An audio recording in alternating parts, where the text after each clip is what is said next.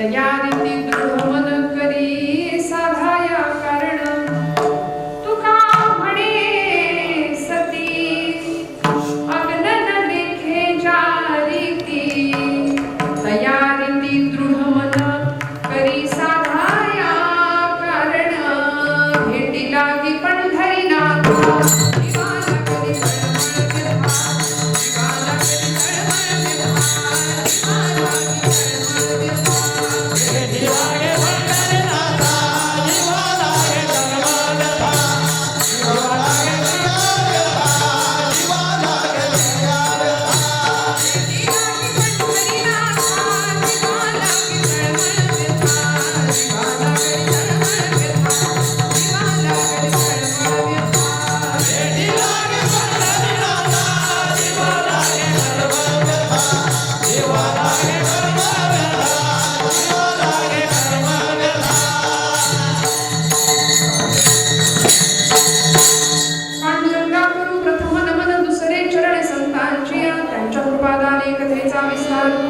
बाबाजी सद्गुरुदास ओम नमो ज्ञानेश्वरा करुणाकरा दयाळा तुझा अनुग्रह पावन झालो चराचरी सर्वे मायावरी यावार करी संतांच्या ब्रह्मानंदं परमसुखदं केवलं ज्ञानमूर्ती द्वन्द्वातीतं गगनसदृशं तत्त्वमस्यादिलक्ष्यम् एकं नित्यं विमलमचलं सर्वधी साक्षीभूतं भावातीतं त्रिगुणरहितं सद्गुरुं तं नमामि समचरणसरोजं सान्द्रनीलाम्बुदाभं जघननिहितपाणिं मण्डनं मण्डनानां तरुणतुलसीमाला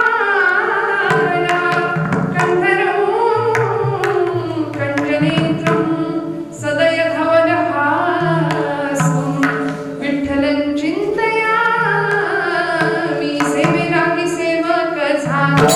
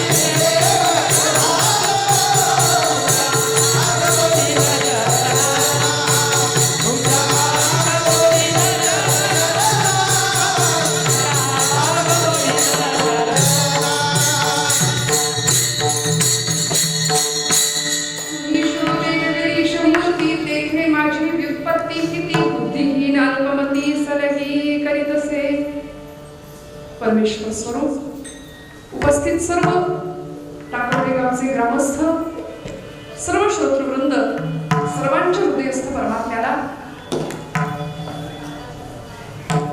अत्यंत श्रद्धापूर्वक भावाने नमस्कार करते, नतमस्तक होते. कीर्तनाची वेळ 6 ते 8 अशी होती, पण आपलं सगळं जुळवता आता वाजले 8. परत मला म्हणायचं नाही वाजले की 12. पण काळजी करू नका, घड्याळाकडे 12 अजिबात वाजवणार नाही. आनंद काकांची तळमळ खूप मोठी आहे, त्यांच्यासाठी एकदा टाळ्या वाजवा. म्हणजे त्यांनी या कीर्तनासाठी मला किती फोन केले असतील हे मलाच आठवत नाही आता. बरं, तारीख घेतल्यानंतर सुद्धा इतके फोन होते की ते म्हणजे त्यांना खात्री नव्हती म्हणून होते की प्रेमापोटी होते हे मला तेही कळत नाहीये. खात्री नसते हो समाजामध्ये. आता कोणाची कोणाला खात्री नाही. कीर्तनकाराबद्दल तर नाहीच आहे. तारीख घेऊन ठेवतील, येतील की नाही कोणाला माहिती. आणि आजचा पाऊस काल आणि आज 2 दिवस इथे पावसाने खूप मोठ्या प्रमाणात हजेरी लावली आहे परत एकदा. त्यामुळे आपण सगळ्यांच्या उपस्थितीवर त्याचा निश्चित परिणाम झालाय. त्यातही आपले कीर्तन वेळेपेक्षा खूप पुढे गेले, खूप पुढे सुरुवात झाली आहे. पण तरी सुद्धा आपल्या सगळ्यांच्या उपस्थितीला मी वंदन करते. सगळ्यांच्या हृदयस्थ परमात्म्याला पांडुरंगाला नमस्कार करते. श्रोत्यांच्यामध्ये पंचक्रोशीतले मान्यवर आहेत, श्रोतृवर्ग आपण इथले आहेतच. अगदी कमी संख्येने आहात. खूप रिकाम्या जागा आहेत. शाळेत प्रश्न असतो रिकाम्या जागा भरा, आता त्या कशा भरायच्या. पण असू द्या, हरकत हेही नसे थोडके आहेत त्या श्रोत्यांमध्ये. आपण कीर्तन सेवा छान करण्याचा प्रयत्न करूया. आणि श्रोत्यांच्यामध्ये बहुतांश मंडळी ही ज्ञानदानाचं पवित्र काम करणारी शिक्षक मंडळी आहेत, बरोबर ना. त्यामुळे ज्ञानगंगा माझ्या समोर आहे असं मी समजते. गंगेच्या पाण्यात आपण उभं राहतो आणि गंगेला अर्घ्य देतो. तसं ही ज्ञानाची गंगा. म्हणून तर जुन्या काळी शिक्षकांना मास्तर म्हणायची पद्धत होती. मास्तर, बरोबर, इथे मास्तरच ना, गुरुजी मास्तर. म्हणले मास्तर का हो, मातेच्या स्तरावर जाऊन जो शिकवतो तो मास्तर. आता तो स्तर नाही राहिला. सर आपल्या सगळ्यांची क्षमा मागून बोलते. आपण सर्व माझ्यापेक्षा ज्येष्ठ आहात, श्रेष्ठ आहात, विद्यालयाचे प्राचार्य आहात आपण. पण आता तो मातेचा स्तर दिसतच नाही, राहिलाच नाही. त्यामुळे विद्यार्थ्यांनाही नाही आणि शिक्षकांनाही नाही आपापसात स्नेह नाही, माया नाही, ममता नाही. कीर्तनाला पोरांना धरून आणावं लागतं. तरुण आमचं सगळीकडे भटकतोय पण इथे यायला तयार नाही. संध्याकाळ झाली, तेजस्विता, तपस्विता आणि तत्परता हे 3 गुण ज्याच्याकडे, त्याला आम्ही तरुण म्हणतो ना. सगळं बाजूला राहतं, त्याला आम्ही तरुण म्हणतो. पण आजचा तरुण संध्याकाळ झाली की धरून आणावा लागतोय. त्याचं काय करता. हे विनोदासाठी मी अजिबात नाही बोलत आहे. आपल्याला हसू यावं म्हणून हे विनोद नाही करत आहे मी. लोकांना वाटतं कीर्तन म्हटलं की भरपूर हसायला मिळावं, भरपूर मनोरंजन व्हावं. आणि नाही जर एखादा विनोद झाला किंवा नाही हसायला मिळालं तर आनंदच काका तुम्हाला लोक म्हणणार कीर्तन बरं नव्हतं. विनोदच नाही, कारण हसायला भरपूर मिळालं की कीर्तन छान. आजच्या समाजाची मानसिकता आहे. मला माफ करा, कीर्तन हे थोडा विक्षेप नको, मी थोडाच वेळ करणार आहे पण शांततेत आपण सर्वांगाचं कान करून श्रवण करूया. कीर्तन हे मनोरंजन नाही, कीर्तन हे आत्मरंजन आहे. कीर्तन हे आत्मभंजन आहे, झालंच तर मनोभंजन आहे.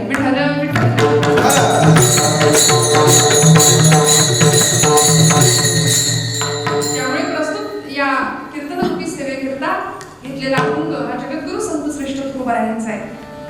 कीर्तनाचं निमित्त अत्यंत गोड आहे. मी 3 वेळा विचारलं होतं काकांना की कशा निमित्ताने कीर्तन ठेवताय, कशा ते म्हणले कीर्तनच ठेवायचे निमित्त. ज्या संस्थेमध्ये त्यांची सर्व्हिस आहे, त्यांची सेवा आहे, त्या सेवेचं काहीतरी आपण देणं लागतो. आणि त्यासाठी तो औचित्याचा दिवस निवडला. पद्मभूषण डॉक्टर कर्मवीर गौरव पाटील आणि यांच्या या जयंती सोहळ्याच्या निमित्ताने आजची कीर्तन सेवा आपण गौरायांच्या चरणीच अर्पण करणार आहोत. त्यासाठी उपस्थित असलेले सर्व, एवढ्या प्रतिकूलतेमध्ये सुद्धा आपण आलात, एवढा वेळ झाला हे सगळं नियोजन लागायला, तरी सुद्धा आपण बसला आहात.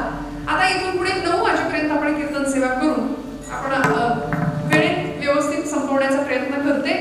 साथीसाठी उपस्थित असलेली सर्व पंचक्रोशीतली टाळकरी मान्यवर वारकरी संप्रदायाचे निष्ठावान पायी मंडळी आहेत. मला वाटतं भजन वेळे हा वेळ लागावाच लागतो. भक्तीच्या प्रांतामध्ये काय, व्यवहारामध्ये काय, कुठल्याही क्षेत्रामध्ये वेळ झपाटल्यासारखं त्यावेळी लागत नाही. त्यावेळी कुठलाच एक साध्य होत नाही. त्यामुळे भजन वेळे असा हा ग्रुप अतिशय महाराजांचं, मला कुणाची नावांचा परिचय नाहीये त्यामुळे मला माफ करा, मी नावाचा उल्लेख नाही करू शकत. पण अतिशय सुंदर अशी सगळ्यांची साथ आणि माझ्यापेक्षा सर्वतोपरी आपण सर्व मोठी मंडळी आहात. मला वाटतं जाधव महाराजांच्याबद्दल मला सांगितलं, संस्था आहे त्यांच्या आळंदीमध्ये. आणि अतिशय छान अशी मंडळी विणेकरी, टाळकऱ्यांच्यामध्ये विशेषत्वाने मी ज्यांचा उल्लेख करेन, खरं तर त्या माझ्या माहेरच्याच आहेत, म्हणजे आईच्या स्थानीच आहेत. हरिभक्तीपरायण प्रेमलता ताई दीक्षित काकू म्हणते मी त्यांना, उत्तम प्रवचन करतात. आणि आज त्या मुलीकडे आल्या इचलकरंजीमध्ये, म्हणून आज माझ्या कीर्तनाला इथे उपस्थिती त्यांची आहे. त्यामुळे त्यांनाही नमस्कार करते. आपण सर्व ज्येष्ठ श्रेष्ठ सर्व श्रोतृवर्ग दिलेल्या वेळामध्ये कीर्तन सेवा करण्याचा प्रयत्न आपण सर्वांनी करूया.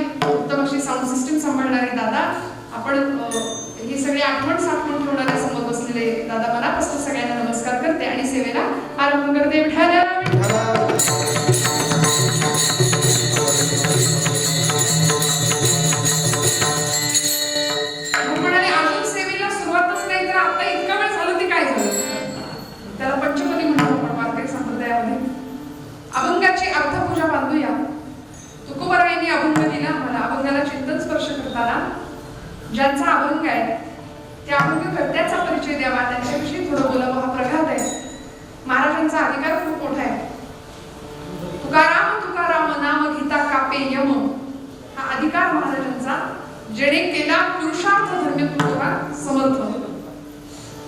पुरुषार्थांची प्राप्ती करून घेतली.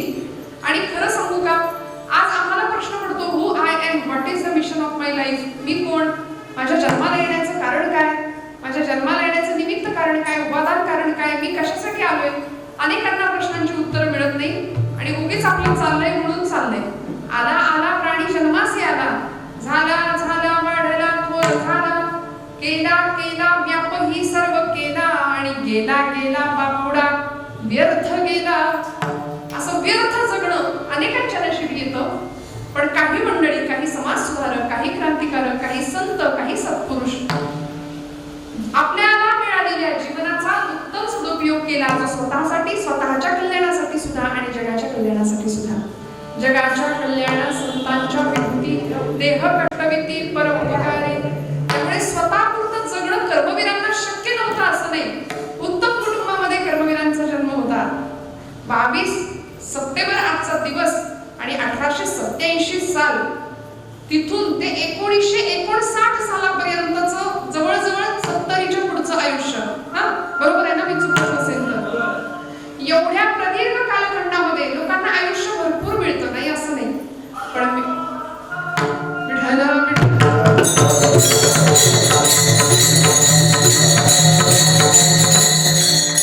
पण मिळालेल्या आयुष्यामध्ये भगवंताला, समाजाला, या मातीला काहीतरी मी देणं लागतो. या मातीचं ऋण मला फेडायचंय. या धारणेने आपला आवाज वाढला पाहिजे बरं का, आपला आवाज वाढला पाहिजे. मी का म्हणते, कसं म्हणते, काय म्हणते, हे मला फार स्पष्ट बोलायला लावू नका. खूप समाजातली सक्रियता जोपर्यंत वाढीस लागत नाही ना, तोपर्यंत ही प्रवृत्ती वाढणार. म्हणून आमची मुलं, आता बघा ना इथे संख्या किती कमी आहे. माहिती नाही का कीर्तन आहे, मुलांना माहिती नाही का तुमच्या? तुम्ही का नाही लेकरांना घेऊन आला कीर्तनाला? मान्य, घड्याळ पुढे गेलं, पण माझी विनंती राहील, आजचं सोडा, पण इथून पुढे जिथं जिथं आपल्या हिंदू धर्माचं जे जे गुणगान गायला जाईल ना, तिथे तिथे या मी हात जोडून आपल्यापासून प्रार्थना करते. लेकरांना घेऊन या काळाची खूप मोठी गरज आहे, खूप मोठी गरज आहे. आलं पाहिजे ना, बसलं पाहिजे, छान छान ऐकलं पाहिजे. तुकोबरायांचा अभंग आहे, तुकाराम तुकाराम नाम घेता कापे यम. आज असा दरारा त्यांचा होता की काळापासून उभं राहण्याची ताकद नव्हती महाराजांच्या समोर. अणुरणिया तुकडा तुका आकाश एवढा, असं आकाशव्यापी व्यक्तिमत्व ज्या तुकोबरायांना लाभलं, असं तुकोबराय देहूमध्ये जन्माला आले, पण त्यांचा देहू देहूत रमला नाही की काय, म्हणून स देहू वैकुंठाला जे गेले, असं तुकोबराय. भक्तीचा अधिकार असा होता की भामनाथाच्या डोंगरावर जाऊन बसावं आणि एखादी चिमणी यायची, भांदीवर बसलेली असायची, येण्याने त्यांच्या उडून गेली तर तिला म्हणायचे, का गं बाई, माझ्या येण्यामुळे तुला त्रास झाला का, तुला दुःख झालं का? माझी अशी इच्छा आहे, तुझ्यातलं आणि माझ्यातलं आत्मतत्व एकच आहे, तुझ्यात आणि माझ्यात एकच परमात्मा आहे, तर तू माझ्या खांद्यावर ये, तू माझ्या मांडीवर येऊन बस. आणि परिणाम असा व्हायचा, वृक्षवल्ली आम्हा सोय रे वनचरे, वृक्षवल्ली आम्हा सोय रे वनचरे, पक्षी सुस्वरे आळविते, वृक्षवल्ली आम्हा सोय रे वनचरे, वृक्षवल्ली आम्हा सोय रे वनचरे. तुका म्हणे होय मनाशी संवाद, आपुलाची वाद आपणासी. स्वतःच्या आत्मशोधाची धडपड महाराज करत होते. आमच्यापैकी बऱ्याच जणांना देव कळतो पण मिळत नाही. काहींना देव मिळतो पण कळत नाही. काहींना देव कळतो सुद्धा आणि मिळतो सुद्धा, आणि काही असे असतात ज्यांना देव कळतही नाही आणि मिळतही नाही. कळलं का? मग आम्ही नेमके कुठल्या प्रकारात मोडतोय? आम्हाला देव कळलाय का खरंच? आम्हाला असं वाटतं उपास करायचा देव पावेल, उपास उपास उपास उपास दिवसभर असं तोंड असतं जणू काही गिळलंच नाही आम्ही. ते उपासा दिवशी तर म्हण पडली दुप्पट खाशील, एकादशी आणि दुप्पट खाशील. उपास म्हटलं की आमचा महिला वर्ग आदल्या दिवशी साबुदाणा एवढा भिजत घालतो, आहे की नाही? मध्ये वरीची आमटी, वरीचा भात, शेंगदाण्याची आमटी, आणखी ड्रायफ्रुट्स, ते खजूर, बटाट्याचे चिप्स, वेफर्स राहता राहिले, सगळं राहतं. आणि या सगळ्याला आम्हाला वाटतं हा उपास. एवढं सगळं करून असं कॉन्क्रीट जाम करायचं, तर शेंगदाण्याची आमटी हा असा प्रकार असतो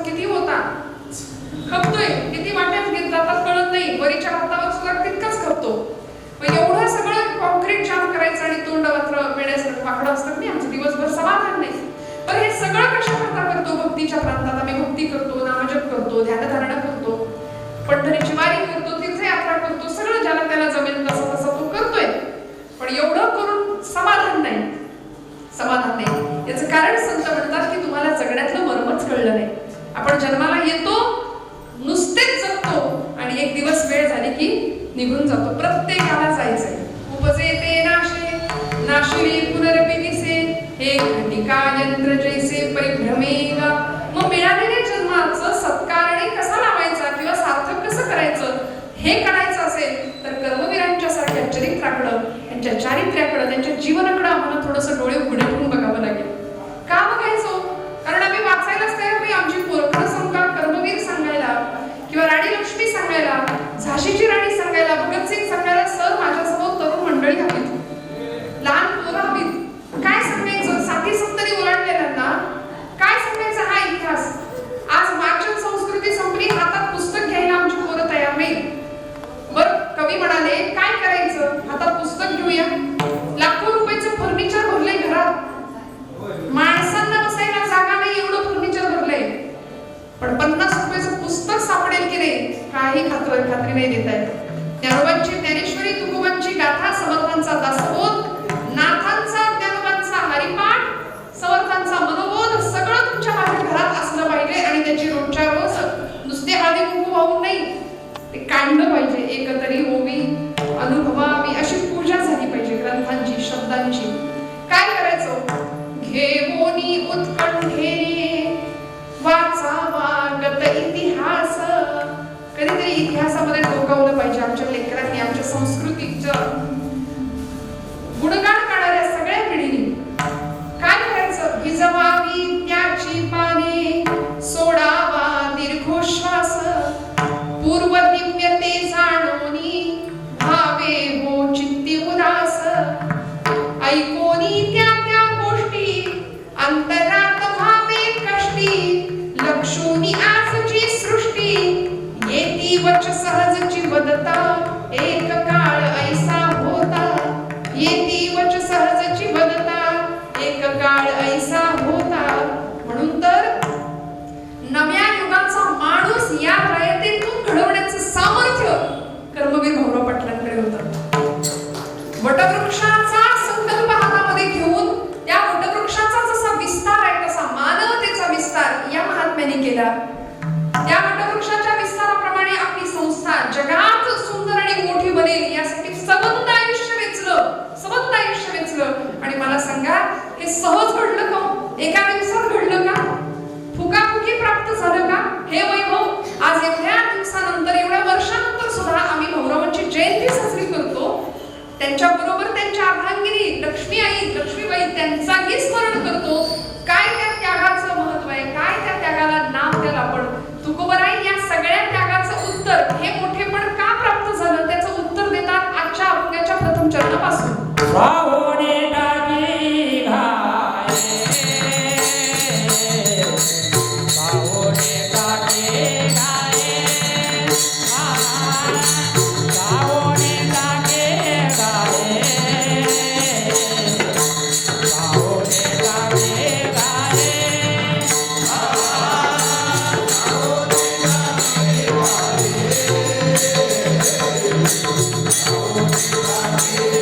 Hare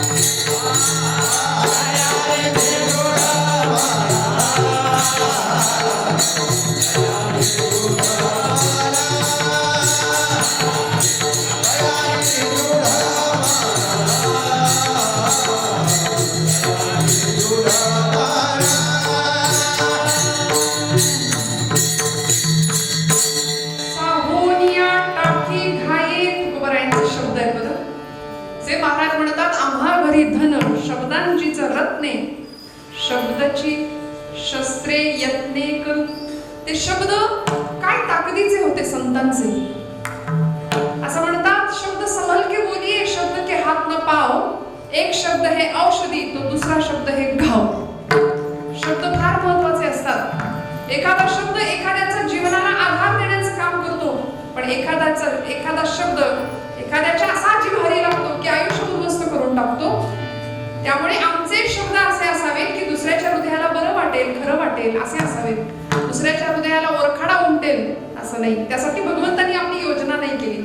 पण शब्दांचं सामर्थ्य असं मोठं आहे की त्या शब्दांचा आधार घेऊन माझ्या ज्ञानोबांनी सुद्धा इथे ब्रह्मविद्येचा सुकाळ केला. व ती अक्षर कशी होती अक्षरे नवती देखा ब्रह्म साम्राज्य दीपिका अर्जुनाला गिचित कळिका प्रगटली असे. ब्रह्म साम्राज्य दीपिका असा अधिकार त्याचा होता त्या अक्षरांचा. तुकोबराय पुस्तकच्या अभंगामध्ये आम्हाला सांगताय साहोनिया टाकी घाये पाषाण देवची झाला पाहे तयारीती दृढ मन करी साधाया कारण. साहोनिया टाकी घाये. टाकी शब्द मराठी भाषेतला सगळ्यांना माहिती आहे. इथे कुणाला माहिती नाही असं मनुष्य इथे नसेल मला वाटतं. टाकी म्हणजे आपण काय म्हणतो छिन्नी हातोडा. फारच नाही तर मराठीतली म्हण आपल्या सगळ्यांना माहिती आहे टाकीचे गाव सोसल्याशिवाय देव पण येत. मग ते म्हणले टाकी हा जो प्रकार आहे ना तुकोबरायांनी त्याचं उदाहरण दिलं. साहोनिया टाकी घाये. टाकीचे घाव सोसतो कोण पाषाण. मग परिणाम काय देवची होये. टाकीचे घाव सोसून तो पाषाण देवत्वाला पोहोचतो. एक असा मूर्तिकार मला दिसला गणपतीच्या काळात आणि मूर्ती घडवत होता. छान दगडापासून मूर्ती बनवत होता. भरपूर त्याच्यावर चिन्नी हातोड्याचे घाव घालतोय, त्याला घासतोय, तासतोय, कुरतोय आणि अनेक प्रकारांनी घाव झेलत झेलत झेलत त्या दगडातून सुंदर अशी पांडुरंगाची म्हणा गणपतीची म्हणा मूर्ती बनायला सुरुवात झाली. बरेच ओबड धोबड असे टोकेरी दगड तिथे पडले होते. ऐका बरं शांतपणे.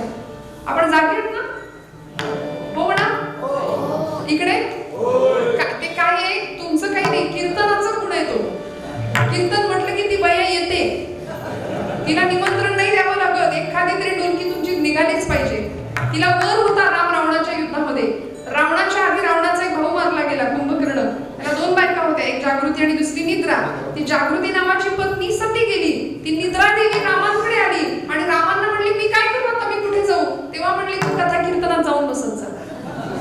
त्यामुळे म्हणून मी विचारते तुम्ही जागे आहात ना? काही मंडळी असे बसतात कीर्तनाला. म्हणजे तुमचं नाही सांगत आधीच उशीर झालाय तुम्ही बसलाय हेच माझं भाग्य आहे. काही मंडळी असे बसतात म्हणजे कपड्यांना इस्त्री करतो इथपर्यंत ठीक आहे, चेहऱ्याला कशाला इस्त्री पाहिजे अशी बसतात. काही कोणाच्या घेण्यात नाही देण्यात नाही. काही मंडळी डोळे उघडे ठेवून सुद्धा झोपतात. आमच्यावर खूप खतरनाक म्हणजे रिस्क असते आमच्यासाठी अशांच्या समोर कीर्तन करायचं म्हणजे. असं श्रोता सुद्धा चैतन्यशील टवटवीत पाहिजे. ज्यांना वाटतंय आपण तरुण आहोत त्यांनी ताट बसा, मस्त रिलॅक्स बसा. विठ्ठल विठ्ठल.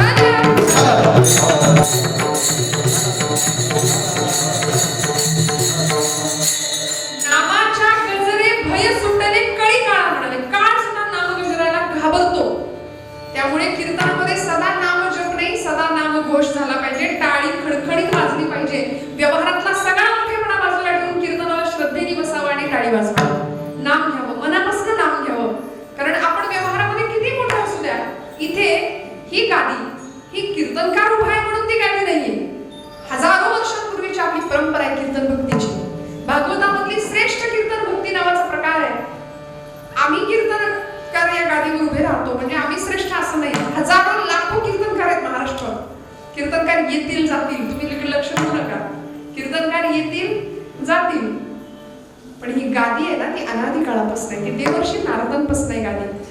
त्यामुळे अशी कुठलीच गादी नाही की जिथे कोणी पाय लावू शकतो. पण ही एकमेव गादी अशी की जिथे कीर्तनकार 2 तास पाय होऊन उभा टाकतो आणि समाज प्रबोधनाचं जागरण करतो. त्यामुळे आज महाराष्ट्रामध्ये काय भारतामध्ये काय लोकांच्या मधली चेतना धर्मभावना जर जागी करायची असेल ना तर कीर्तन हा एकमेव पर्याय आहे. म्हणून मी हात जोडून पुन्हा पुन्हा सांगते माझी गाडी मूळ मुद्द्यावर तिथंच येते की आपल्या लेकरांना घेऊन येत जा नाही का. कारण इथे येऊन झोपली तरी चालतील. जे चांगलं आहे त्याला वेळेला तिथे आणा. मोबाईल नाही हातात मिळाला की आकांड तांडव करतात, घर डोक्यावर घेतात आणि त्यांचं नाही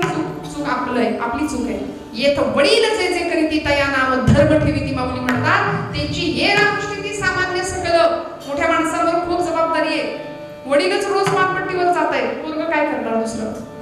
मगाशी ताई सूत्रसंचालन करत होते, मला त्या मॅडमचं नाव नाही माहिती, अतिशय सुंदर सांगत. 8वी 9वीतल्या पोरांच्या दप्तरामध्ये जर पिढ्या सापडत असतील तर हे सर्व दुर्दैव नाही आमचं. आम्ही संतांच्या महाराष्ट्रात राहतो, ज्ञानोबांच्या तुकोबांच्या महाराष्ट्रात राहतो आणि या देशाने पूजा केली ती चारित्र्याची, या देशाने पूजा केली ती मर्यादेची. म्हणून मर्यादा पुरुषोत्तम प्रभू राम हा आमचं दैवत आहे ना. म्हणून 22 जानेवारीला राम प्रतिष्ठित झाले. पण आम्ही माणसं अशी नतदृष्ट 14 वर्षच वनवास दिला अयोध्यावासियांनी रामाला. आम्ही 500 वर्षाचा वनवास दिला. प्रभू रामचंद्र सिंहासनावर बसले. आम्ही भक्तीच्या प्रांतामध्ये कसं तयार असलं पाहिजे, कसं सढळ असलं पाहिजे. तुकोबराय सांगतात आता इथे देवत्वाला पोहोचण्याचा आमचा मनुष्य जीवनाचा प्रवास झाला पाहिजे. आम्ही लहान मुलाला सांगतो कसा बसलायस, देवासारखा बस. इथेच घरात प्रशिक्षण सुरू होतं. आम्हाला काय बनायचंय? देव बनायचंय. आणि देव शब्दामध्ये दिव हा धातू आहे. संस्कृतमध्ये देव हा शब्द, तर दिव हा धातू, तो दिव या शब्दाचा अर्थ आहे प्रकाश. आमच्या अंतरंगातली ज्योत प्रज्वलित झाली की आम्ही देवत्वाला प्राप्त झालो. मग तो प्रकाश कसा प्राप्त होणार आहे? मी कोण याचं उत्तर मिळालं की झालं. हु आय एम, ज्याला मराठीमध्ये सेल्फ रिअलायझेशन असं म्हणतात. आणि त्याच्यासाठी सध्या वर्कशॉप असतात. सध्या बरीच संस्कार शिबिरं घ्यायला लागली माणसं. ऑनलाईन सुद्धा संस्कार शिबिर होतं. कसं होतं माझं मला नाही कळत, पण ते होतं. सगळा समाज सोशल मीडियाच्या इतक्या मागे लागला ना. संस्कार शिबिर असतील, वर्कशॉप असतील, स्वतःला सुधरा, स्वतःचा शोध घ्या. परवा एक बॅनरवर सर एक वाक्य वाचलं मी, म्हणाले स्वयं को ढूंढना काफी है, गूगल पे सब कुछ मिल रहा है. विठ्ठल विठ्ठल.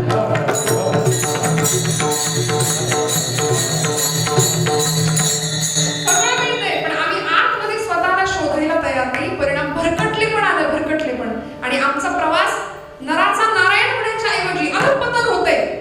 नराचा ऐकली नको त्या गोष्टीला माणूस पोहोचायला लागला, अधःपतन होतंय.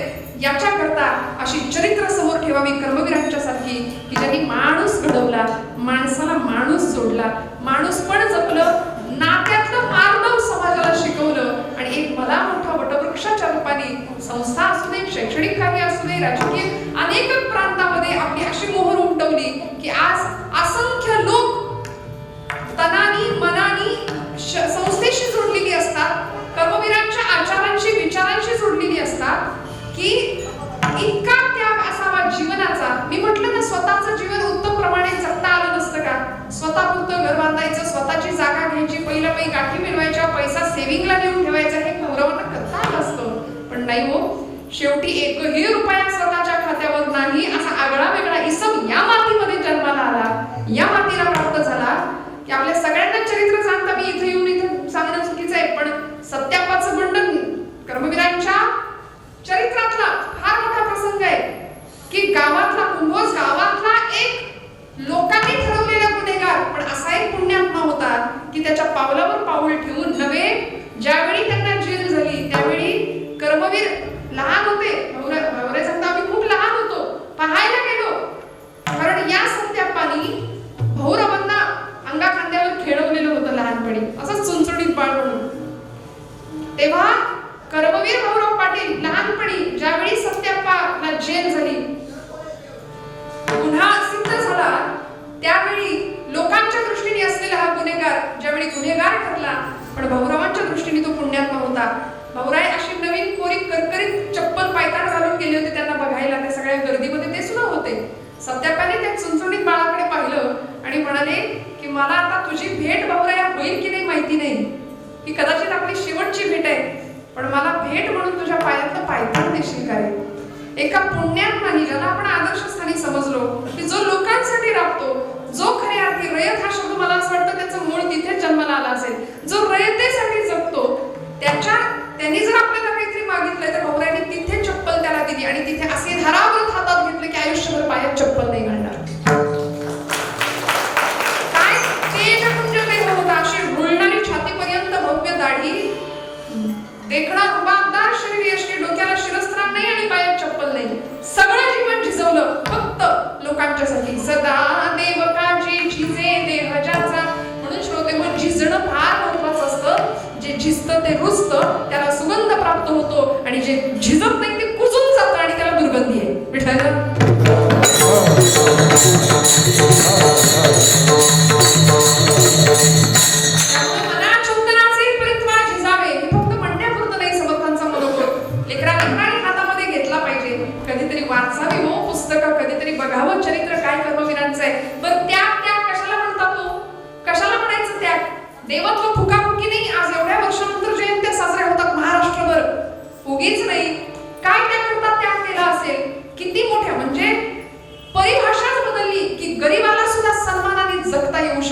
गरिबांना गरीब माणूस सुद्धा शिक्षण घेऊ शकतो.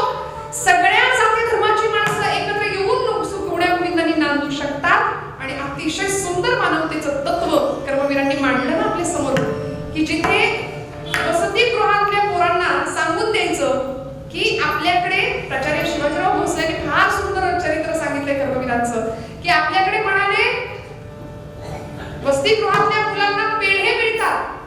अहो गरिबी प्रचंड दारिद्र्य आणि जिथं खायची उपासमार अशी वेळ तिथं पेढ्याचा खाऊ कुठला मिळायचा पोरांना. पण परिभाषा बदलली की आम्ही गरीब आहोत ना, असू दे, प्रतिकूलते असू ना, अनुभूतीकडे कसं वळवायचं हे या महापुरुषांकडून शिकावं. काय पेढे पेढे पेढे म्हणजे काय? खाव्याचे पेढे आपण खातो ते नाही. आदल्या दिवशी पोरांसाठी शिजलेला सगळा स्वयंपाक, त्यातल्या ज्या भाकऱ्या शिल्लक राहतील त्या सगळ्या भाकऱ्यांचा दुसऱ्या दिवशी चुरा करायचा, त्या सगळ्या एकत्र करायच्या, त्याला तेल मीठ मोहरीची सगळी फोडणी लावायची आणि मग तो जो खाऊ होता तो कर्मवीर आपल्या लेकरांना सांगायचे की हे पेढे आहेत आपल्या वसतिगृहात, हे पेढे. आमची पोरं आज तक्रार खूप करतात, खूप तक्रार करतात. तिकडे देवत्व बोलू दे आणि देव बोलू दे, संत बोलू दे, तिकडे बांगलादेशला आग का लागली ना समाजाचं वाटोळं का होईना, आम्ही आमचं घर, आमची लेकरं बाळं, आम्ही सुखी. त्यामुळे आहे त्या परिस्थितीमध्ये समाधान न मांडण्याची वृत्ती समाजामध्ये आहे. तक्रारी, खूप तक्रारी करतो आम्ही.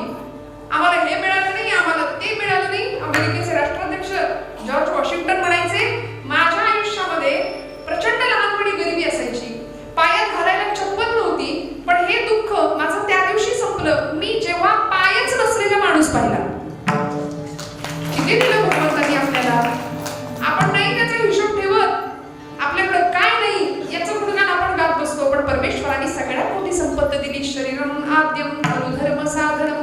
शरीर हे धर्माचं साधन आहे. ते फक्त खाऊन पिऊन नुसते देहाचे चोचले पुरवायचे एवढ्या करता नाही ना. म्हणून तुकोबरायांना आम्हाला भक्ती शिकवली, पण भक्ती बरोबर असा संदेश सुद्धा दिला, साबोनिया टाकी खाये पाषाण देवची झाला पाहे. ते देवाचं फुंकाफुंकी नाही मिळणार. मी सांगत होते की मी एक मूर्तिकार दगडातून देव घडवताना पाहिला आणि मी गेले त्याच्याजवळ. असे ओबडधोबड मोठे मोठे दगड तिथं पडले होते, ऐकताय ना, जागे आहेत ना, ओबडधोबड असे टोकेरी दगड पडले होते. आणि मी त्या एका दगडाकडे बोट केलं, म्हटलं काका या एवढ्या ओबडधोबड अशा टोकेरी दगडातनं तुम्ही एवढा सुंदर माझा पांडुरंग घडवताच कसा? माझा आपला बावळटासारखा प्रश्न होता. तो मला म्हणाला, ताई तुझ्या शब्दात उत्तर देऊ का? म्हणलं हो. त्यांनी मला फार सुंदर उत्तर दिलं. ते म्हणाले की अगं या दगडात देव आधीच आहे, या दगडात देव आहे, फक्त म्हणाले त्या देवाच्या मूर्तीला नको असलेला भाग मी छिन्नी आणि हातोड्याच्या साहाय्याने काढून टाकला, आतमध्ये देवत्व आहे तेच. मग माझ्या डोक्यात प्रकाश पडला, आमचं तरी वेगळं काय? छिन्नी हातोड्याचा घाव करी दगडाचा देव, खाई दैवाचे तडाखे, त्याचं माणूस हे नाव.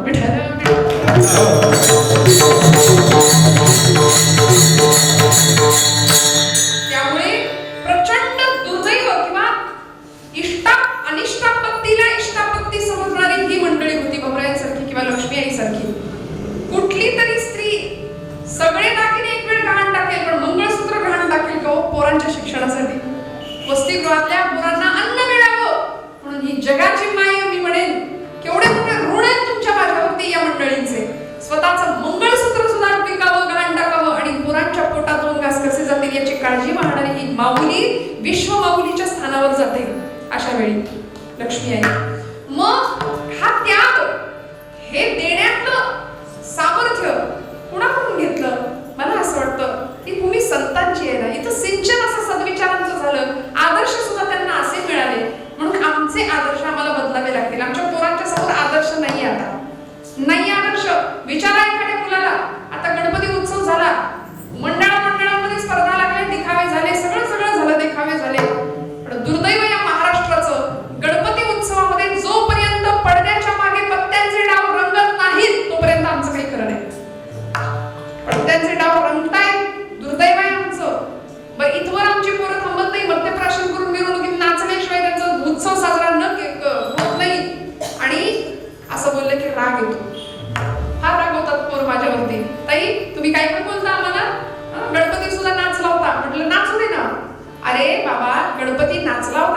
इतर धर्मीयांच्यामध्ये असं धर्माचं विडंबन कुठेच दिसत नाही.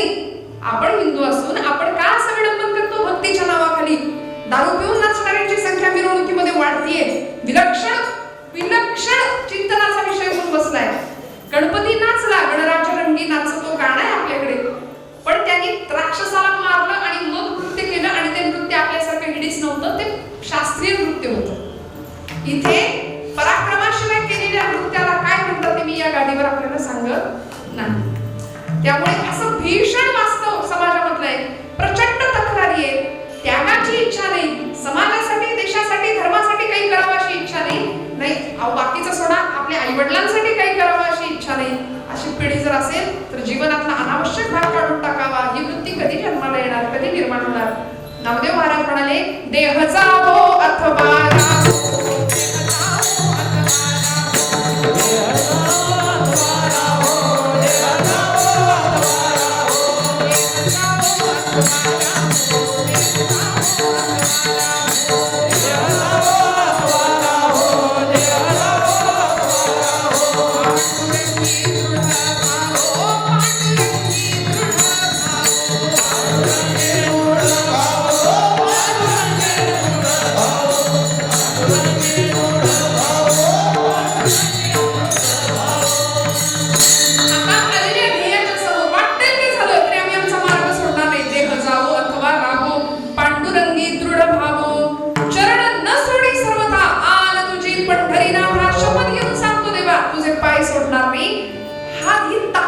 सामर्थ्य महाराष्ट्राच्या भूमीचं संतांनी असं दिलं आम्हाला. आमची मनगट आणि मेंदू असा बळकट करून ठेवला.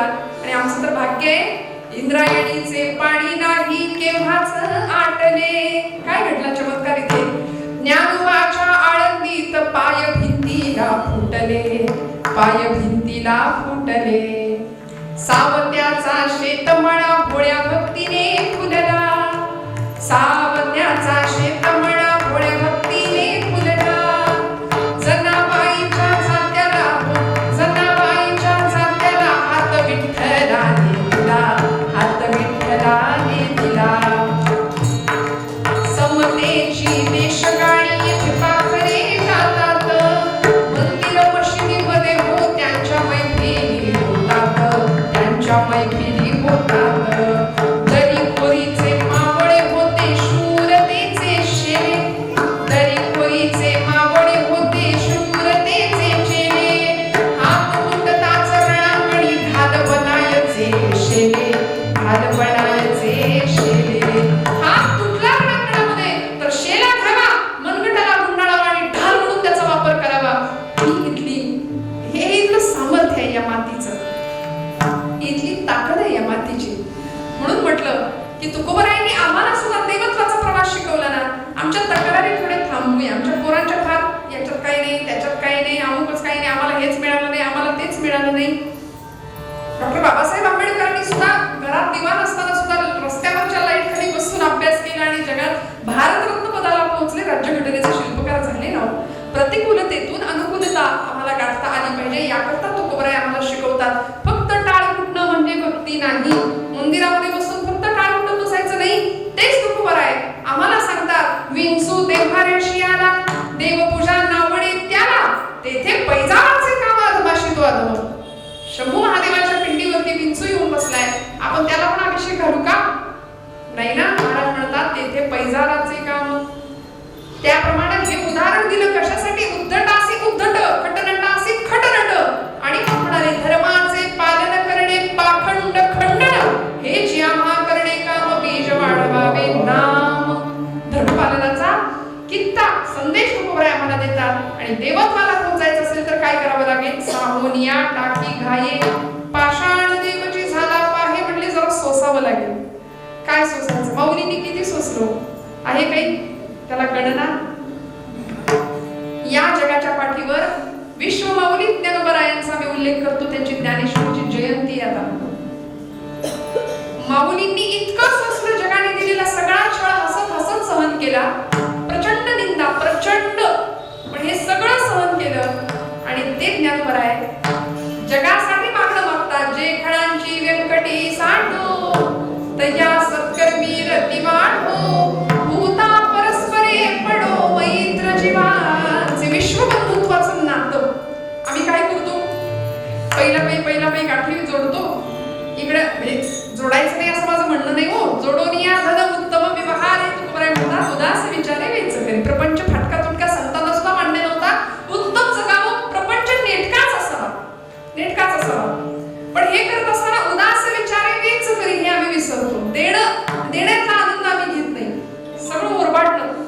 स्वार्थी वृत्ती समाजामध्ये आपल्याला पाहता येते.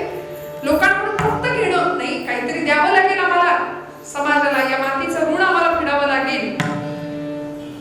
आणि अशा प्रसंगामध्ये महाराज म्हणतात या देवत्वाला जर आम्हाला पोहोचायचं असेल तर खूप सहन करावं लागेल.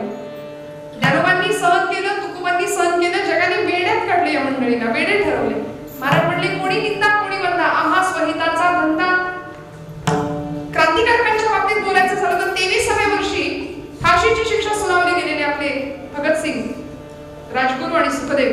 23 वर्ष हे काही फाशीच्या तख्तावर जाण्याचं वय आहे, पण नाही मग भगवद्गीता हातावर घेऊन ही मंडळी गेली फासावरती.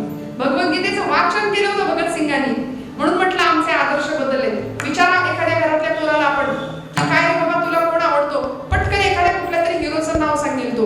पण आमच्या जुन्या पिढीला एखाद्याला विचारा की तुम्हाला कोण आठवतं, तुम्हाला कोण आवडतं, तर फाशीच्या तख्तावर जाणारे भगतसिंग, मेरा रंग दे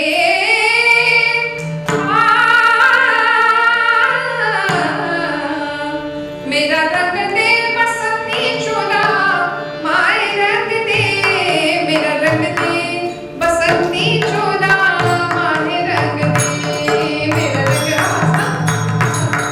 मेरा रंग दे मेरा रंग दे रंग दे बसंती चोला, माय रंग दे. इस चोले को कटक शिवाजी खेला अपनी जान पे, इस चोले को कटक शिवाजी खेला अपनी जान पे, से पहन झांसी की रानी मिट गई अपनी जान पे, आज इसी को पहन के निकला, आज इसी को पहन के निकला, हम मस्तों का टोला, मेरा रंग दे बसंती चोला, मेरा रंग दे बसंती चोला, मेरा रंग दे बसंती चोला. वंदे मातरम हा त्यांचा महामंत्र ठरला. महामंत्र होता का हो, कारण मिळालेले आयुष्य किती मिळालं यापेक्षा ते मी कसं जगेन आणि मग या देशाचा किंवा या देशमातेच्या, या मातीच्या ऋणातनं कसा मुक्त होईन याचा विचार या महापुरुषांनी केला. म्हणूनच या पदाला पोहोचले. सावून या टाकी घाये, पाषाण देवची झाला बाहेर. आता हे अध्यात्माच्या प्रांतामध्ये जर करायचं असेल किंवा व्यवहारामध्ये करायचं असेल तर देवत्वाकडे होणारा प्रवास हा दृढतेशिवाय होत नाही.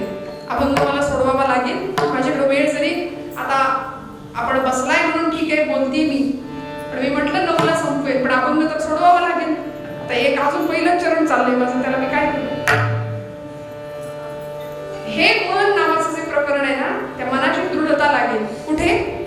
व्यवहारात, अध्यात्मात, प्रपंचात, सगळीकडे. परमार्थात मन नावाचं जे प्रकरण आहे ते सगळीकडे धावतं पण इकडे येत नाही. असं करीन तसं करीन, याव करीन त्याव करीन, इतकी मनोराज्य असतात आमची. पण मन हा जो प्रकार आहे ना, करू नको म्हटलं की हमखास तेच करतं. म्हणून आई वडिलांच्या तक्रारी असतात, पोरगा ऐकतच नाही. म्हटलं बहिरा आहे का? नाही म्हणे तसं सगळं ऐकतो पण सांगितलेली आज्ञा पालन करत नाही म्हणजे ऐकत नाही. मग हे आमचं मन नावाचं जे कार्य आहे ना, त्या मनाला प्रत्येकाकडे मन आहे पण दिसत नाही.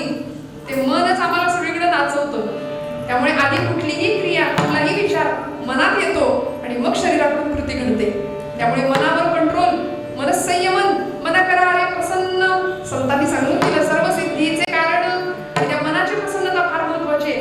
म्हणून आता आम्ही समुपदेशन किंवा अगदी आपल्याला कळेल म्हणून काउन्सिलिंग करायला आपण जातो, पण खरं सांगू संतांइतकं आमचं काउन्सिलिंग कोणीच करू शकत नाही या जगात.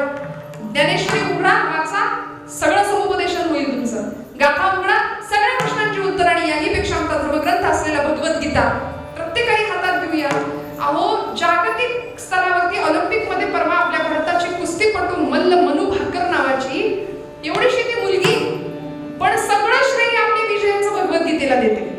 सगळं श्रेय आपल्या विजयाचं भगवद्गीतेला देते. ती सांगते मला मिळालेलं प्रत्येक मेडल मी हे भगवद्गीतेला अर्पण करते, कारण गीता वाचली म्हणून मला हे यश मिळालं. या देशाच्या प्रत्येक तरुणाला, प्रत्येक पोराला कळावं, आम्हाला कळावं. आमच्या लेकरांनी हातात भगवद्गीता घेतली पाहिजे, हातात हरिपाठ घेतला पाहिजे. आम्ही काय करतो, त्यांना काही कळायच्या आधीच त्यांच्या हातामध्ये सगळं देतो. इतकं देतो की त्या गोष्टींची किंमत त्यांना कळत नाही. त्यांच्या हातात मोबाईल मिळतो, गाडी मिळते, मग त्या गाडीवर अशी पोरं बसतात दिवस वेगात स्वार होऊन जगाचं भान नाही बेभानपणे धावतात. मला क्षमा करा, मी कधी आता इथं तरुण मंडळी खूप कमी आहेत, पण मी बोलते की आपण इतक्या वेगात गाडी चालवता. आपल्याला असं वाटतं का की मी खूप डॅशिंग दिसतोय, मी खूप हँडसम आहे आणि मी खूप स्मार्ट दिसतो वगैरे वगैरे. माझ्या तरुण भावंडांना मी नेहमी सांगते, तुम्ही डॅशिंग नाही, तुम्ही मूर्ख दिसता. तुम्ही मूर्ख दिसता. कारण विचार करा, 9 महिने 9 दिवस तुम्हाला पोटात वाढवायचं, प्रचंड प्राणांतिक मरणांतिक यातना सहन करून जन्माला घालायचं आणि मग 25 वर्षापर्यंत लाडाकोडात मोठं करायचं, वाढवायचं आणि एका सेकंदात होत्याचं नव्हतं होऊन आई वडिलांच्या समोर ज्यावेळी तुम्ही येता त्यावेळी काय जीवाला यातना होत असतील आपण कल्पना करू शकतो. कधीतरी विचार करूया, परमेश्वराने दिलेलं जीवन या महापुरुषांकडे बघूया. कर्मवीरांचं चरित्र किती लोकांना माहितीये, कोण वाचतं? मुळात जाऊन खोलात जाऊन कोण विचार करतं? नाही हो. शिक्षण संस्थेला छत्रपती शिवाजी महाराजांचं नाव दिलं म्हणून एक व्यापारी आला होता कर्मवीरांकडे. म्हणाले, भाऊराय माझं नाव लावा संस्थेला. छत्रपतींचं नको म्हणाले, माझं नाव द्या संस्थेला आपल्या, मी तुम्हाला म्हणाल तेवढा पैसा देतो. कर्मवीरांचं वाक्य आहे की आपल्या निष्ठेशी काय प्रामाणिक होते, दृढता किती होती मनाची. ते म्हणाले, बाबा बापाचं नाव बदलायची वेळ आली तर एक वेळ बदलेल, छत्रपती शिवाजी महाराजांचं नाव संस्थेला नाही बदलत. इथं जर मोह सुटला असता, अरे पैसे मिळतायत, नाही हो नाही, स्वतःसाठी या लोकांनी कधीच नाही, स्वतःचा प्रपंच नाही, फक्त स्वतःसाठी नाही केलं. आम्ही इतकं करतो ना स्वतःसाठी, सगळं शेवटी इथं ठेवून जायचं हे खरं आहे. पण किती करावं? समाधान नावाची श्रीमंती आम्हाला मिळेल का? आणि ती मिळण्याकरता मनाची दृढता लागेल. मोक्ष प्राप्तीमध्ये आध्यात्मिक भाषेत बोलायचं झालं तर मोक्ष प्राप्तीचं साधन प्राप्त करायला मनाची दृढता लागेल. अभंगाचं दुसरं चरण.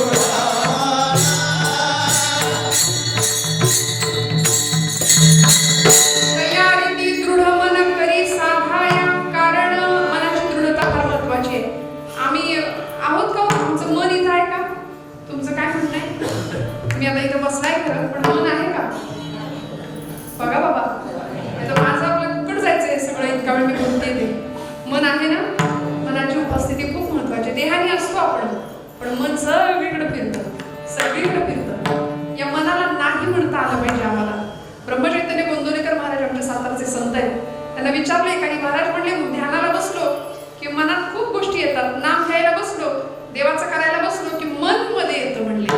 मग मन करायचं काय? महाराज म्हणले मनाला नाही म्हणायला शिका, नाही म्हणायला शिका. वढाळ वासराची उपमा दिली आमच्या खानदेशातल्या कवयित्रींनी बहिणाबाईंनी. मन वढाय वढाय उभ्या पिकातल ढोर आणि किती हाकल हाकल फिरी येत पिकावर. कितीही त्याला सांगा. म्हणून आमच्या समर्थांनी एक वेगळा प्रकार वापरला. समर्थ म्हणले लहान बाळ असतं कार्ट घरातलं, पाहुणे आले अचानक आणि त्याला जर म्हणलं का त्या मोठ पाणी आणून दे, ते जागचा हलणार नाही. आणि तेच जर त्या पोराला असं अंजावून कोण बाळ माझं किती ग शाण आहे, आत्ता पाणी आणून दे बघा तुम्हाला, ते लगेच उठतं. स्तुतीप्रिय आहे ना माणूस. तसं म्हणले मन हे असंच आहे, नाठाळ आहे, ओढाळ आहे. त्या मनाला थोडंसं गोड भाषेमध्ये सांगूया. काय सांगितलं? मना सज्जना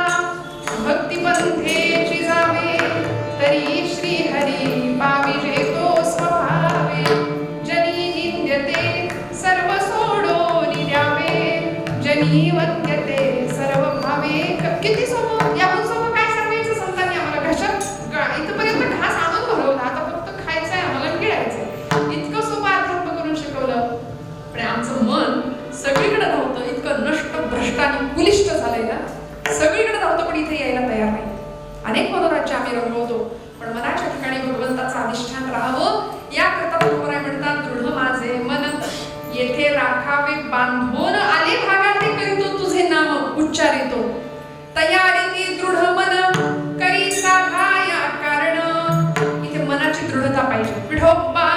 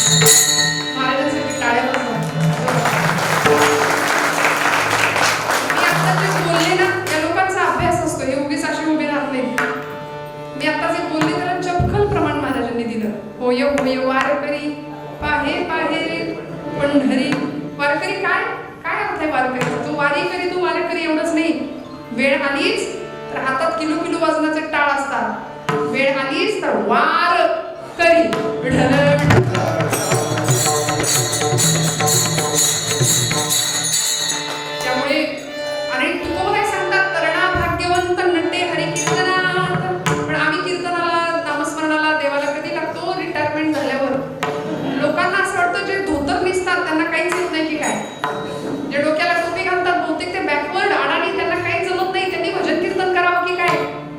पाहिजे, जातीचे येरागावळ्याचे काम नव्हे. आज महाराष्ट्रामध्ये हजारो कीर्तनकार आहेत, उच्च शिक्षित आहेत, उत्तम समाज प्रबोधनाचं काम करतायत. हे कुणाचे काम नाहीये. पण आपण अनेकांचा समज असा आहे की कथा, कीर्तन, प्रवचन, नामस्मरण हे सगळं रिटायर झाल्यावर करायचं, म्हणजे उठलेलं बसवत नाही, बसलेलं उठवत नाही, खायचं असतं ते चावत नाही. आता बघा, याच्यापेक्षा जास्त स्पष्ट बोलत नाही. मग म्हणजे काय माळ घालूया असंही चावत नाही आपल्याला. ही आमची भक्ती लबाड. आम्ही भक्तीच्या प्रांतात लबाड माणसं आहे. लबाड करा आत्मपरीक्षण स्वतःचं. मग अशी सोयीची भक्ती काय कामाची? आम्ही आपल्याला आवडतं ते करतो, देवाला आवडतं ते नाही करत. बऱ्याचदा संतांनी, आपल्या महापुरुषांनी कर्मवीर भाऊराव पाटलांचं चरित्र का गायचं? त्यांनी कर्मात देव पाहिला. कर्मे ईशू भजावा ही संस्कृतीची आमच्या शिकवण आहे.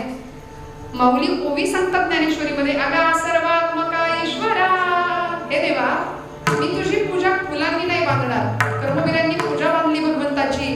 स्वकर्म कुसुमांची वीरा, पूजा केली होय पारातोषा लागी. माऊली स्वतः सांगतात ज्ञानेश्वरीमध्ये की तुला तुझी फुलांनी पूजा नाही बांधणार आम्ही, तर आम्ही आमच्या स्वकर्म, कुसुम म्हणजे फुलच, त्या स्वकर्म कुसुमांनी तुझी पूजा आम्ही बांधणार आहे. कारण भगवंत कर्माला सुद्धा प्राधान्य देतो. भगवद्गीतेचं हेच तर सारे कर्मण्येवाधिकार असते मा फलेषु कदाचन. त्यामुळे असं कर्म तुमच्या माझ्या हातून घडावं, या देवाचं देशाचं काहीतरी आम्ही देणं लागावं, त्याकरता मनाची अशी सिद्धता हवी. मग त्याकरता कोणी काय केलं? बाण शस्त्र साबोनी पोळी, शूरा ठाव उंच स्थळी. तुकोबरायांचं या भागातलं तिसरं चरण आहे.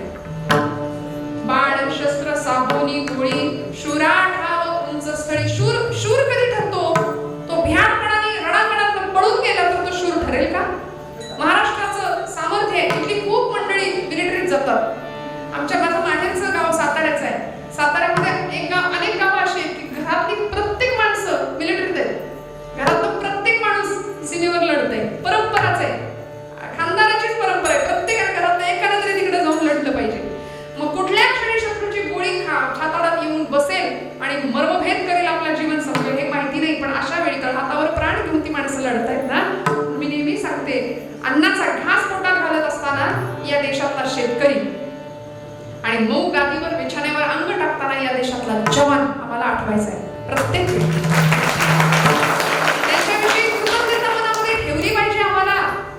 आपल्याकडे जुन्या काळी सिरियल लागायची काहीतरी, बातम्यांच्या आधी की बातम्यांच्या नंतर, जुन्या मंडळींना माहिती असेल ब्लॅक अँड व्हाईट टीव्ही असायचा, तर ते गाणं लागायचं, आमची माती आमची माणसं. म्हटलं बरोबर आहे.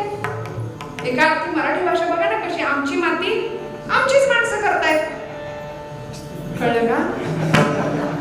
विठ्ठल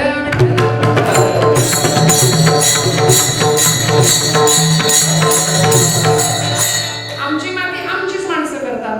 फितुरीचा रोग राष्ट्रघातकी असलेला लागला या देशाला, म्हणून तर नको ती फळं आम्ही आज भोगतोय. हजारो वर्षांचा इतिहास आहे. अनेक लोक आली, आक्रमण केली, लुटलं सगळं, इथून लुटून नेलं आणि आम्ही आजपर्यंत सुद्धा काय म्हणतो, जो जिता वही. तुमची दृष्ट काढते मी आता, म्हणजे तुम्हीच काढा घरी. मी एवढं बोलते तरी आपले पटकन तोंडात काय आलं, जो जिता वही. आता का म्हणाल तुम्ही? आता का म्हणाल? मी हात जोडून सांगते, आजपासून म्हणी बदला. जो जिता वही सिकंदर फुटका लुटेरा होता तो. इथं सोन्याची भूमी आमची. नालंदा तक्षशिलासारखी विद्यापीठात जाळली, 6-6 महिने पुस्तकं जळत होती. इतकं ज्ञान होतं आमच्या भूमीमध्ये, आहे आजही. विश्वगुरु म्हणून भारत ललांबूत आहे सगळ्या जगाच्या पाठीवरती. आणि एवढं सगळं असताना आम्ही हजारो वर्षांनी जो जिता वही सिक्के इतकं मनावर बिंबलंय ना, आमच्या या लोकांनी बिंबवलंय. आम्ही त्यातनं बाहेर पडायला तयार नाही. आमच्या पिढ्या त्यांचंच गुणगान गातोय आम्ही. माफ करा, आजपासून म्हणी बदला. जो जिता वही छत्रपती शिवाजी महाराज, जो जिते वही महाराणा प्रताप, जो जिते वही पृथ्वीराज चौहान, जो जिते वही झाशी की राणी. म्हणूया आमच्या पोरांना शिकूया. सिकंदर काय सिकंदर, विठ्ठल विठ्ठल.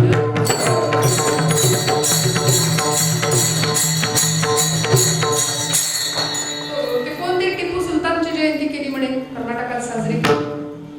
नको त्या गोष्टींची आम्ही, जे लुटेरे होते, जे लुटायला आलेले, इथं राज्य केलं आमच्यावरती, छाताडावर इथे नाचले इथं, त्यांची आम्ही जयंती आणि त्यांच्या पुण्यतिथ्या साजरा करायला लागलो. तर आमच्या ज्ञानोबा तुकोबांनी, छत्रपती शिवाजी महाराजांनी, मग आमची पोरं बऱ्याचदा काय करतात, त्या राजांसारखा वेश करायला बसतात, राजांसारखं हेअरकट, हेअरस्टाईल, दाढी, ठीक आहे, चंद्रकोर, मग शिवजयंती आली की ते तशी जर्किन घालायची, दंडीकडे टॅटू वगैरे, हे सगळं करण्यापेक्षा राजांचं चरित्र अभ्यासूया ना. राजे दंडात नाही, राजे कपड्यांमध्ये नाही, राजे प्रत्येकाच्या रक्तात रुमात आले पाहिजे. एखाद्याच्या रस्त्यावरून जाणाऱ्या एखाद्या मुलीची कुणीतरी छेड काढते हे तुम्ही तुमच्या उघड्या डोळ्यांनी पाहताय तरुण मंडळी, आणि तुम्ही तिथे काही नाही करत. बघण्यासारखी भूमिका. तुम्ही राजांचं नाव घेण्याच्या पात्रतेचे नाही आहात.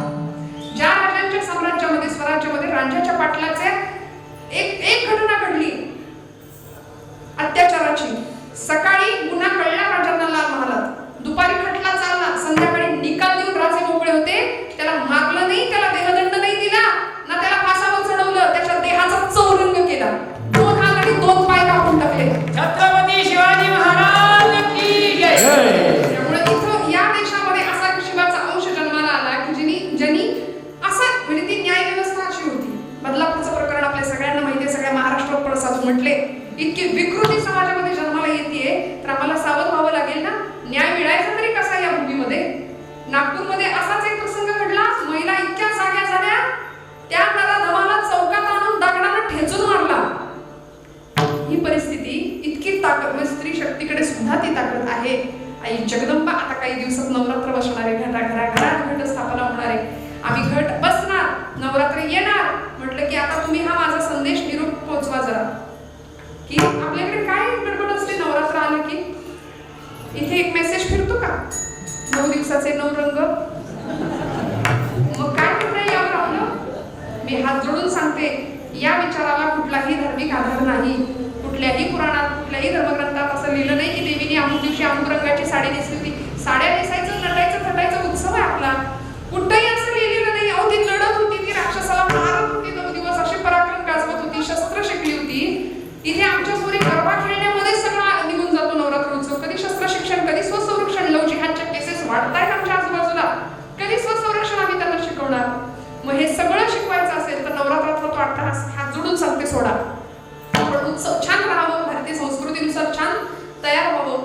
पण अमुक दिवशी अमुक रंगात, तिला कुठे वेळ होता देवीला? असं देवी तिने काही केलेलं नाहीये. ते डोक्यात काढून टाका. ते कुणी मेसेज फिरवलाय ते त्यांच्या साड्या खपाव्यात म्हणून, कळलं ना? तो त्यांचा बिझनेस माइंड आहे, तो त्याच्या मागे खूप मोठं षडयंत्र आहे.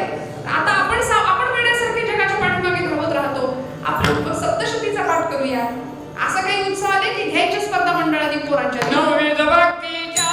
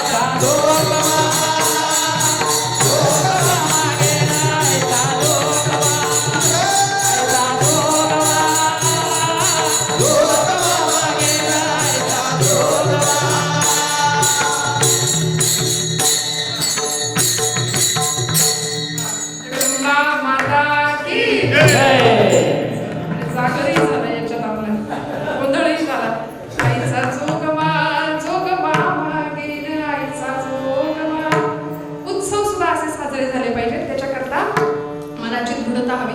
महाराज म्हणले बाणशस्त्र सावोनी गोळी शुरा ठाव उंच स्थळी शूर शूर कधी ठरतो. 7 वीर लढायला गेले. बहलूल खान नावाचा सरदार स्वराज्यावर चालून आला. प्रतापराव गुजर सेनापती होते आमच्या भोस्याचे. त्यांनी चाल केली पण नाही चालला, नाईलाज झाला. आपल्या सैन्यबळ कमी पडलं. परिणाम असा झाला निघून आले. बहलूल खानाने नाटक केलं शरणागतीचं. शरण आला आणि शरण आलेल्याला अभय देणं किंवा आपली भावनिकता आपली संवेदनशीलता मध्ये आली, त्याला सोडून दिलं. पण राजे प्रचंड संतापले. प्रतापरावांना सांगितलं गनिमाला गर्दीस मिळवल्याशिवाय आम्हाला स्वराज्य तोंड दाखवू नका. आणि तेवढंच घेतलं. परिणाम ज्ञानातून उसळे तलवारीची पात्र, ज्ञानातून उसळे तलवारीची पात्र, वीरात मराठे वीर दौडले साथ, वीरात मराठे वीर दौडले साथ, वीरात मराठे वीर दौडले साथ, दगडावर दिसतील अजूनी जेठ्या ठावा, ओढ्यात तरंगे अजूनी रंग रक्ताचा, क्षितिजावर दिसतो अजूनी मेघ मातीचा, या कविराणी उडी वाऱ्यावर घाट, वीरात मराठे वीर दौडले साथ, वीरात मराठे वीर दौडले आणि मग 7 जण वीर प्रतापराव गुजरांच्या सह गेले. शत्रूचा खात्मा करायला गेले. पण नाही हो, अपुरं सैन्यबळ आणि अपुरा शस्त्रसाठा. प्राण दिला, बलिदान दिलं देशासाठी, स्वराज्यासाठी. पण माघारी नाही आले. महाराज म्हणतात रणी निघता शूर न फिरे माघारी, तैशा मज धीरे राखी आता संसारा हाती अंतरलो दुरी. तेव्हा संसारापासून मला असं दूर कर की जसं रणांगणात निघालेला शूर मागे कधीच परतून पाहत नाही ना, तसं माझं धैर्य अचल ठेव, माझं मन दृढ ठेव. आणि मग अजून एक उदाहरण शेवटच्या चरणात तुकोबराय देतात. तुका म्हणे सती. तुका म्हणे सती, तुका म्हणे सती, तुका म्हणे सती, तुका म्हणे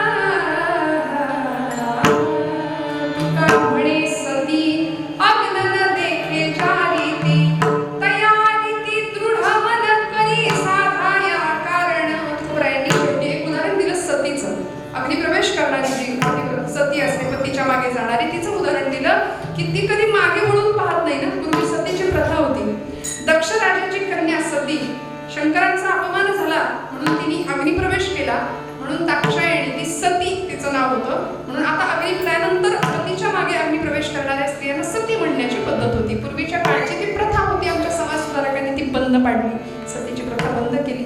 पण तुकोबराय उदाहरण देतात की ती सती ज्या पद्धतीने निष्ठेने चालत राहते, अग्नीच्या अग्न न देखे जाणे, ती अग्नी बघत नाही, काय होईल परिणाम बघत नाही. तसं आम्ही आमच्या ध्येयाकडे वाटचाल करत असताना सुद्धा आम्ही निष्ठेने आणि दृढतेने पुढे जावं, तर आमचा देवत्वाकडचा प्रवास सफल कल्याणकारी झाल्याशिवाय राहणार नाही. आजच्या कीर्तनाची सेवा परमादरणीय आमचे आनंद काका चव्हाण यांनी माझ्या वाट्याला दिली. अत्यंत तळमळीने ही सेवा त्यांनी माझ्याकडे घडवून आणली. किंवा हे सगळं काय झालं, आता मी जरी थांबायचं म्हटलं तरी ही मंडळी इतकी छान गातायत. ती रंगदेवता अशी वाढत जाते, प्रतिकूलतेत सुद्धा अनुकूलता कशी निर्माण होते बघा. आणि आपण सर्व मंडळी इतका वेळ झाल्यानंतर सुद्धा इथे बसला आहात. एवढ्या पावसात सुद्धा आपण इथे आला आहात. बराच वेळ आपण बसला आहात. खरं तर काही 6-7 वाजल्यापासून आपली तयारी चालू आहे. त्यामुळे तरी सुद्धा सगळ्यांच्या हृदयाचा परमात्म्याला नमस्कार करते. उत्तम असे हार्मोनियम वादक आमचे सर्व टाळकरी, ज्येष्ठ वारकरी, सगळा वर्ग मनापासून सगळ्यांना नमस्कार करते. आणि झालेली सेवा भगवंताच्या चरणावर रुजू करते. आजच्या भाऊरायांच्या जयंती दिवशी आपण निदान त्यांच्या चरित्राला पुन्हा एकदा हस्तस्पर्श करून पुन्हा एकदा खोलातलं चरित्र वाचायचा प्रयत्न करूया. संतांची, सत्पुरुषांची, वीरांची चरित्र आमच्या पोरांना वाचायला देऊया. एक पोरग मला म्हणलं, ताई काय करायचं, काय वाचायचं? म्हणलं, तू काही वाचतोस का रे? 10वीत होतं कार्ट. म्हणलं, वाचतोस का रे? काय तू चांगलं वाचन विचन काही करतो की नाही?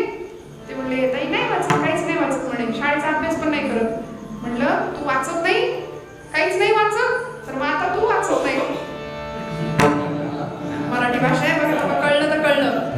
तू वाचत नाही, पण आता तू सुद्धा वाचत नाही. वाचाल तर दीर्घकाळ जगाल, वाचाल तर दीर्घकाळ वाचायला लागते म्हणे. त्यामुळे कशा आहे, शिक्षण हे वाघिणीचं दूध आहे, जो ते येईल गुरगुरल्याशिवाय राहत नाही. त्यामुळे बोरायांनी शिक्षणाचा प्रसार प्रचार असा जबरदस्त केला. आज आम्ही सगळे इथे आहोत, ती त्या सगळ्यांची कृपा आहे. त्यामुळे त्यांच्या जयंतीनिमित्त त्यांना विनम्र अभिवादन करूया. झालेली सेवा परमेश्वराच्या चरणावर समर्पित करूया. बोलत असताना काही वेळाकडे गेलं असेल तर मोठ्या अंतकरणाने क्षमा करा. आमचं ठरलेलं असतं काका, इथे आल्यानंतर राग येईल असं बोलायचं नाही आणि बोलल्याशिवाय राहायचं. त्यामुळे कारण ही अधिकारवाणीने बोलायची हीच तर जागा, आम्ही एरवी नाही बोलू शकत, पण ही जागा तेवढ्या अधिकाराची आहे. मनापासून